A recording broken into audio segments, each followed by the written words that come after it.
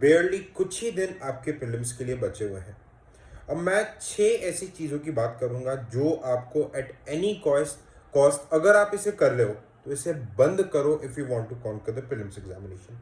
मैं आपको बहुत ही लॉजिक के साथ बात करूंगा, ये मेरे पर्सनल एक्सपीरियंस से मैं आपको बातें कर रहा हूँ।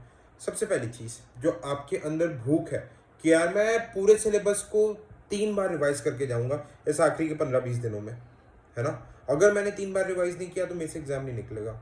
मेरे दोस्त सुन लो, आपसे भी काफ़ी ऐसे लोग हैं जो 6-7 साल, 4-5 साल, 3-4 साल से पेपर दे रहे, नहीं निकल रहा अपनी। उनने आपसे ज़्यादा बार रिवाइज किया। इट डजेंट मैटर आप कितने बार रिवाइज करोगे। तो सवाल ये आता है रिवीजन करना कैसे।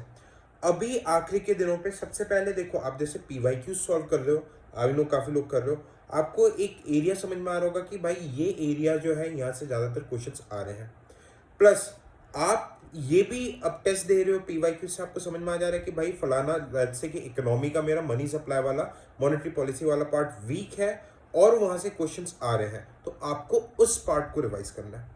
यहाँ पे we can not follow one size fit all approach. ये आपको एनालाइज करना पड़ेगा कि क्या आपका जो वीक पार्ट है वो PYQs के एनालिसिस के बेसिस पे क्या उधर से रेगुलर क्वेश्चंस आ रहे हैं, और अगर वहां से रेगुलर क्वेश्चंस आ रहे हैं एंड अगर आपका वो पार्ट वीक है तो आपको उस पार्ट को मल्टीपल टाइम रिवाइज करना पड़ेगा।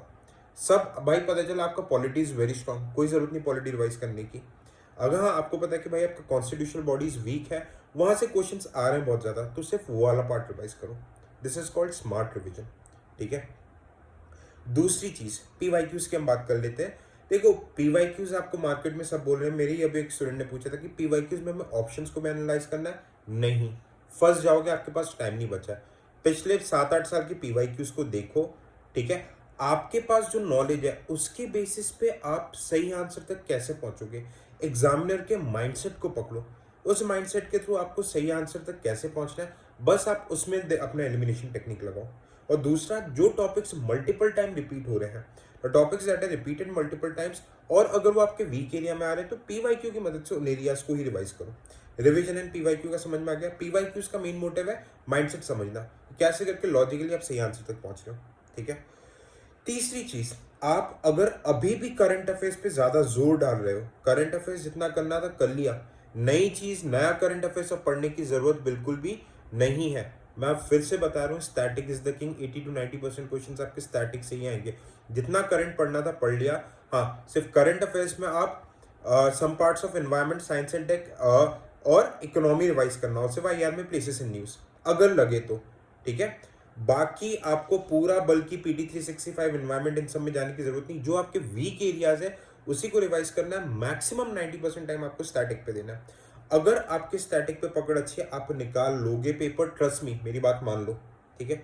अभी भी मैं बता रहा हूँ, चौथी गलती जो लोग कर रहे हैं, अगर अभी भी नहीं जागे हो, CSAT को हल्के में मत लेना। भले ही टाइम लगे, कुछ भी लगे, ये मत सोचना कि क्वालिफाइंग। CSAT के लिए मैंने RC कैसे सॉल्व करना है उसके ऊपर वीडियो बनाया है। कैसे पेपर अटेम्प्ट करना है इसके ऊपर भी वीडियो बना हुआ है।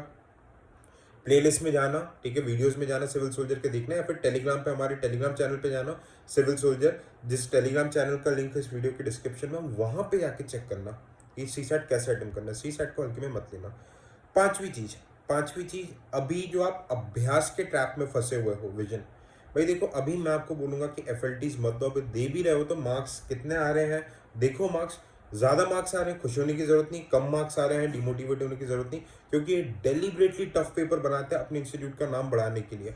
आप इसके ट्रैप में आओगे, आपका कॉन्फिडेंस डाउन होगा, आपका पूरा अटेम्प्ट निपट सकता है। मैं आपको ये चीज बता रहा हूँ, पूरा अटेम्प्ट आपका निपट सकता है। तो PYQs रिवीजन पे फोकस दो। हाँ, सिर्फ ये देखने के लिए आपका भाई टाइमली पेपर कर पा रहे हो कि नहीं, मॉक टेस्ट दे दो, उसके नंबर को यहाँ पे और दिल पे बिल्कुल भी मत चढ़ने देना। मैं आपको बार बार बता रहा हूँ। ठीक है। छठी चीज, जो आप ये माइंडसेट पहले से बना के जा रहे हो, मेरे आधे से आधे स्टूडेंट्स यही काम कर रहे हैं कि भाई हमें तो पहले के टॉपर ने बोला था, टॉपर्स बोलते हैं कि 90+ क्वेश्चन अटेम्प्ट करने हैं। मैं बता रहा हूँ, अगर 2023 टाइप का पेपर आ गया है, ओके, 2030 टाइप का पेपर आ गया, और अगर आप 90+ अटेम्प्ट करोगे, आपके आएंगे 50 के अंदर नंबर। आधे से ज्यादा क्वेश्चन ही नेगेटिव कराने के लिए।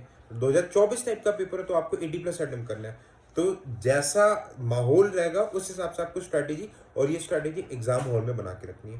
ठीक है। अब देखो, सबसे इंपॉर्टेंट चीज है, अब आप अपनी ये जो डेली सोने का साइकिल, उठने का साइकिल, इसको सही कर लो। अगर आप रात को 4-4 बजे तक पढ़ लो, बंद कर दो। डेली 7-8 बजे उठो, 9, साढ़े 9 से 11:30 जो भी आपका प्रीलिम्स का टाइमिंग होगा उसमें टेस्ट करो।